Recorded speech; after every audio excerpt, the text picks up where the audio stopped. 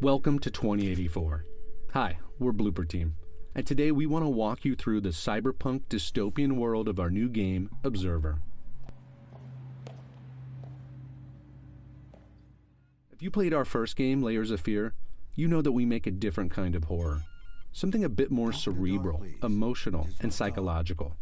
We like to call it hidden horror. I went to KPD, if that's what you're asking. Seriously? We haven't had a cop around these parts in... We think of hidden horror as a subgenre.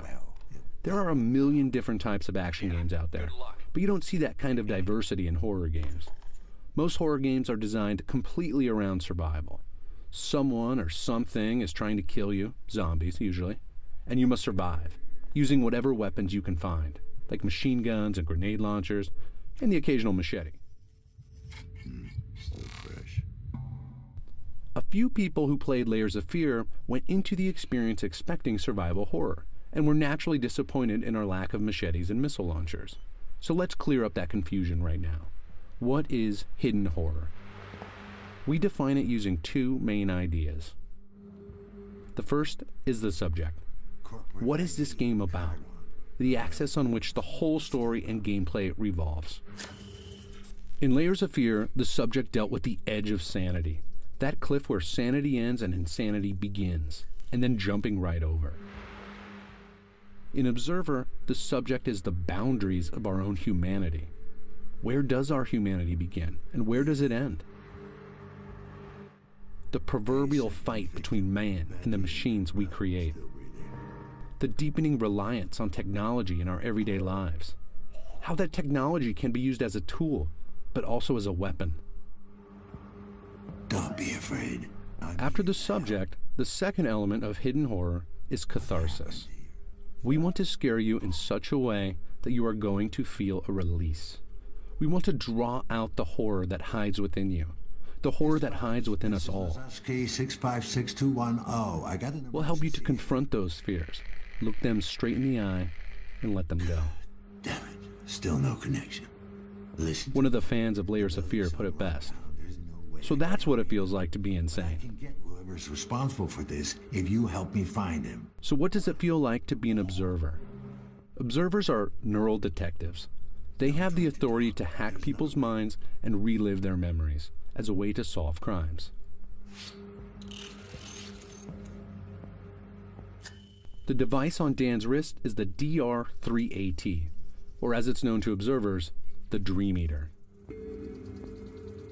The Dream Eater is what allows Dan to hack into people.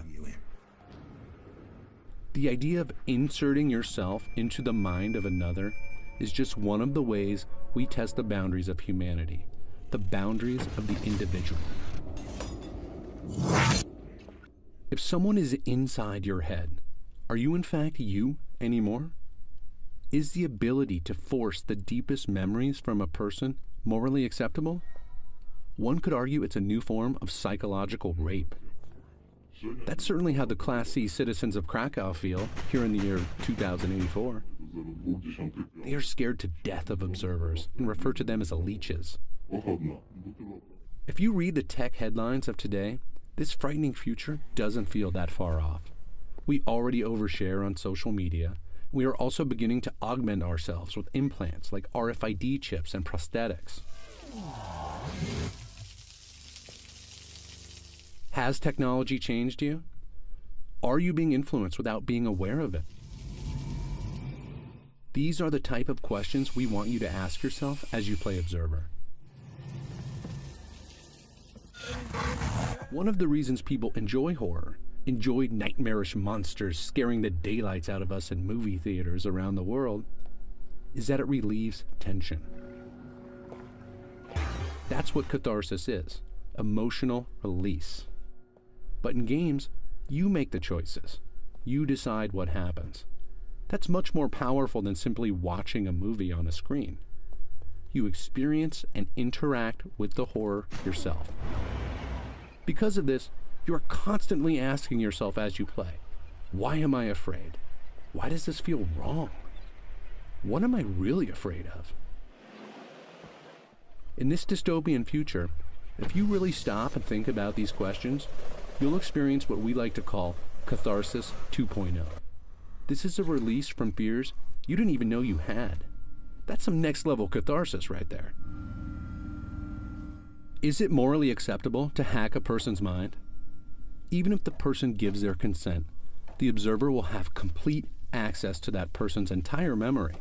They can find, take, and use whatever they want.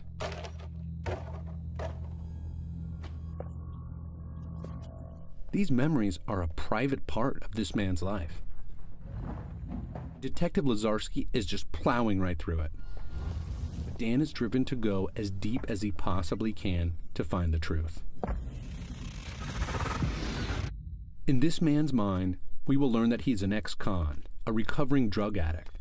So we will see the bars of his mental prison he has created for himself, the chains of addiction that hold him back. Some people may rush through this and not notice.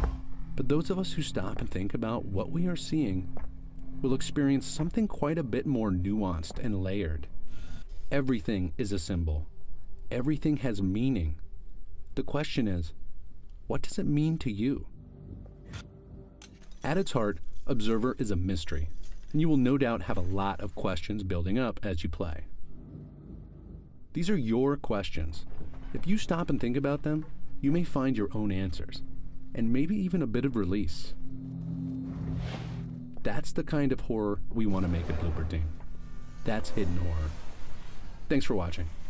We'll have a lot more Observer to share with you soon, and we can't wait for you to play Observer for yourself when it releases later this year.